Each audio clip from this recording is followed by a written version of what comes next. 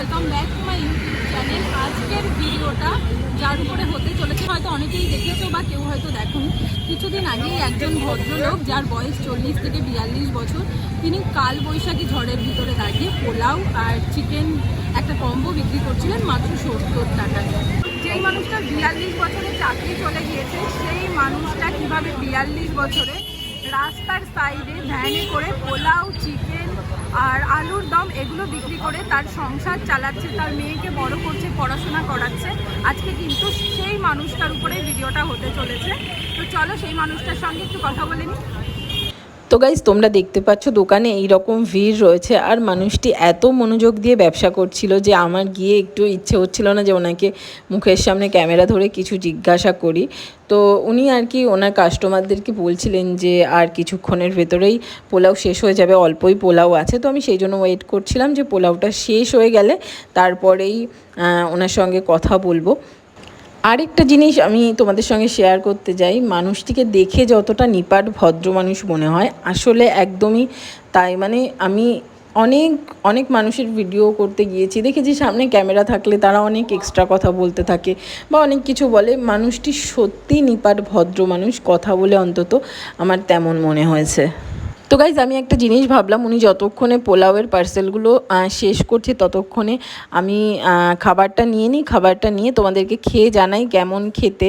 আর তারপরে দাদা ফ্রি হয়ে গেলে দাদার দোকান সম্বন্ধে বা দাদার সম্বন্ধে ছোট করে দাদার থেকে একটু জেনে নেব। তো চলো আগে খাবারটা টেস্ট করে নিই যে খাবার দাদার দোকানের কেমন খেতে।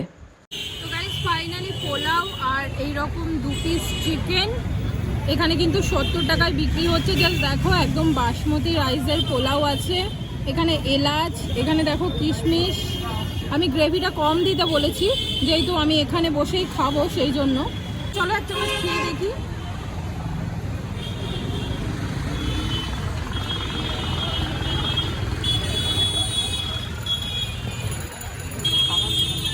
গাইস, খুব ভালো কোয়ালিটির কিন্তু পোলাওটা। মানে আমি অনেক নাম করে আমি কারোর কথা বলছি না বা কোনো তুলনা আমি কারোর সাথে করছি না, বাট অনেক ভাইরাল দিদির পোলাও খেয়েছি, বাট বেস্ট আমার এখন অবধি স্ট্রিট সাইডে যেই সমস্ত দোকান, quality wise, taste wise best লেগেছে। চিকেনটা মোটামুটি তোমরা দেখতে পাচ্ছ 50 গ্রামের 2 পিস চিকেন দিয়েছে, আর এই রকম কোয়ান্টিটির কিন্তু পোলাও এখানে দিচ্ছে।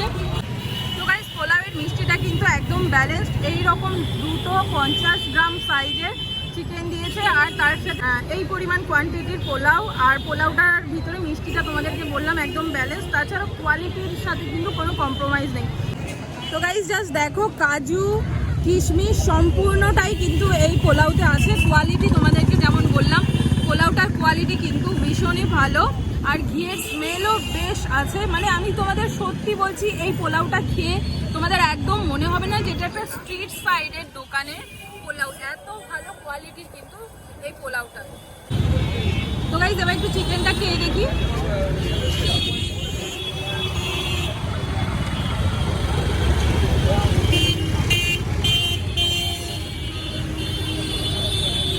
চিকেনটা একদম ভিতরে অব্দি মশলা গিয়েছে খুব ভালোভাবে, প্লাস ওয়েল কুক, খুব ভালো। মানে যেটা হয় না, খুব ভালো কুক হয়েছে একদম। সব থেকে বড় ব্যাপার কি, অনেক চিকেনের ভেতরে না ফ্লেভার যায় না, এই চিকেনটার ভেতরে খুব ভালো ফ্লেভার গিয়েছে, আর গ্রেভিটাও ভীষণ ভালো খেতে চিকেনটা।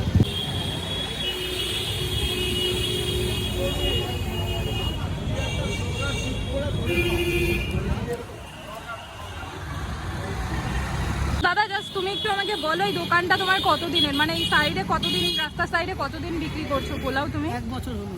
1 বছর হলো। আচ্ছা, তার আগে কি করতে? তার আগে আমি জেটে চাকরি করতাম। আচ্ছা। জেট বন্ধ হওয়ার পরে, হ্যাঁ, জেট তো জানেন সবাই বন্ধ হয়ে গেছে, তারপরে হ্যাঁ। সৌদি যান।